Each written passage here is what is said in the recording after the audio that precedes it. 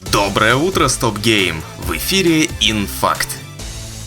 Самая уютная игра по Властелину колец, Tales of the Shire A The Lord of the Rings Game, обзавелась свежим трейлером и списком платформ, на которые собирается заглянуть на релизе. Кроме того, ролик проливает чуть больше света на геймплей. В Tales of the Shire мы сможем обустроить себе комфортабельную хоббичью нору и стать полноценным членом общества полуросликов Шира, ухаживать за садом, готовить первый, второй, третий и четвертый завтраки, рыбачить, заводить друзей, устраивать званые ужины и исследовать окрестности. Своего героя мы будем создавать сами в редакторе. Размещение домашней утвари происходит без привязки к сетке. Изучая Шир, мы будем находить тайные пролески и утерянные сокровища. Ну и наконец, создатели игры обещают появление знакомых по книгам Толкина персонажей. Tales of the Shire выйдет на ПК, PlayStation 5, Xbox Series и Nintendo Switch осенью 2024 года. Но русский язык в Средиземье не завезут.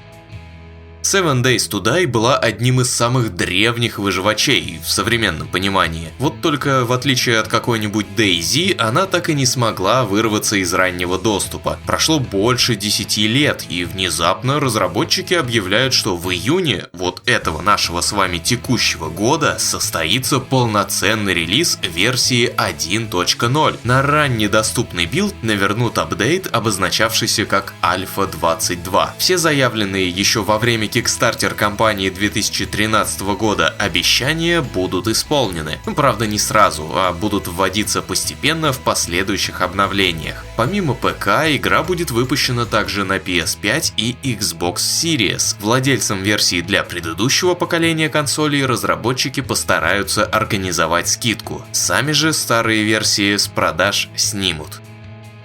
В дополнение к недавнему анонсу и первым подробностям долгожданной Kingdom Come Deliverance 2, ведущий дизайнер проекта подкинул еще немного деталей в интервью чешскому каналу Indian. Вот что он сообщил. Во второй части снова можно будет сейвиться, используя шнапс, но при этом напиток будет проще крафтить. Кроме того, автосохранения будут происходить чаще. Сюжет Deliverance 2 в некоем виде завершит историю Индржиха, но что конкретно имеется в виду, не уточняется. Число направлений атак сократится с 5 до 4, но это компенсируется развитием механик с мастерскими ударами, идеальными блоками и комбо. За беспредел герой теперь может получить клеймо, награждающее его штрафом к характеристикам до тех пор, пока не заживет. А кроме того, и некоторые персонажи будут относиться к Индржиху с клеймом по-другому. В целом, игровые механики стремятся сделать более понятными и доступными, для того, чтобы пользователи, которые в чем-то не разберутся, все равно могли наслаждаться игрой, но при этом глубину постараются сохранить. Kingdom Come Deliverance 2 должна выйти в этом году на ПК, PS5 и Xbox Series.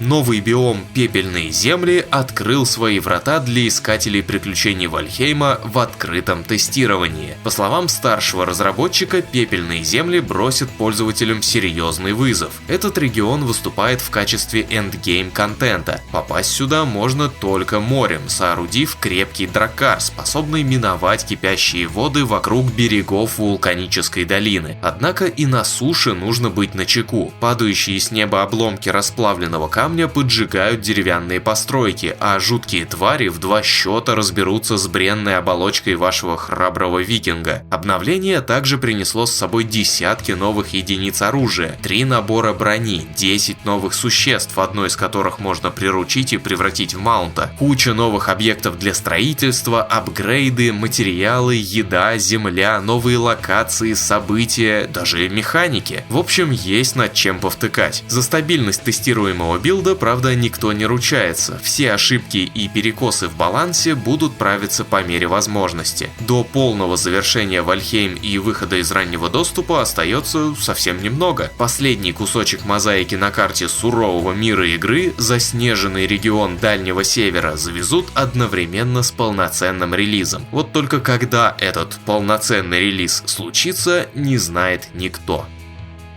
Медиагигант Embracer Group долгое время пытался справиться с реструктуризацией, но в конце концов корпорация не выдержала и треснула по швам. Решено было разделить ее активы на 3 независимые компании, которые будут работать в разных сферах игровой индустрии. Компания Asmodee уведет за собой 23 студии клепать настолки, то есть будет продолжать делать то, что и раньше, но уже вне Embracer. Если играли во Взрывных котят, Ticket to Ride или Колонизаторов, знайте, что это была Asmodee. Coffee Stain and Friends займется недорогими видеоиграми, в том числе инди, играми-сервисами и проектами для мобилок. Среди премиумных франшиз Deep Rock Galactic, God Simulator, Satisfactory, Wreckfest, Teardown, Valheim и еще где-то с пару сотен тайтлов. И наконец, третьей компашкой станет Middle-earth Enterprises and Friends. Вот эти ребята будут играть по-крупному, то бишь возьмутся за AAA штуки. В состав войдут такие студии, как Crystal Dynamics, Eidos Montreal, Vertigo Games, Warhorse Studios, 4A Games и другие. А среди франшиз значится Властелин колец, Tomb Raider, Metro, Dead Island, Kingdom Come и прочее.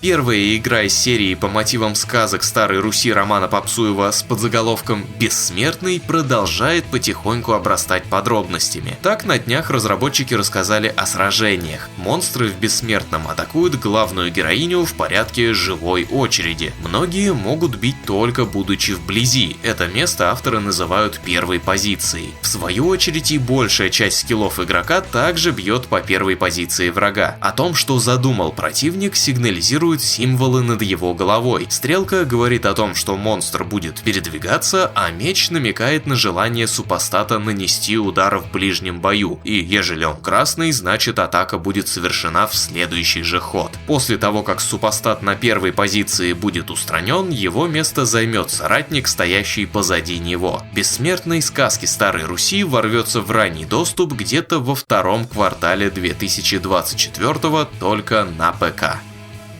Microsoft и портал IGN намерены снова провести совместную презентацию инди-проектов ID Xbox Showcase. Очередной выпуск состоится 29 апреля в 20:00 по московскому времени. В течение шоу будут оглашены новости как о самых ожидаемых играх от независимых разработчиков, так и об уже вышедших популярных, вроде Vampire Survivors. Ее авторы заявлены среди участников. Из списка прочих тайтлов упоминаются Dungeons of Hinterberg, 33 Immortals, Lost Records, Bloom and Rage и Palworld. И за сим у меня все. Хотите больше новостей? Бегом на наш сайт читать соответствующий раздел. И там же неподалеку зацените статью Игоря Ерышева об официальных фанатских кампаниях для первой Doom. И обязательно гляньте новый ролик от Дмитрия Карнова, расхитившего могилу с самым первым survival-хоррором Alone in the Dark. Приятного ознакомления и хорошего дня!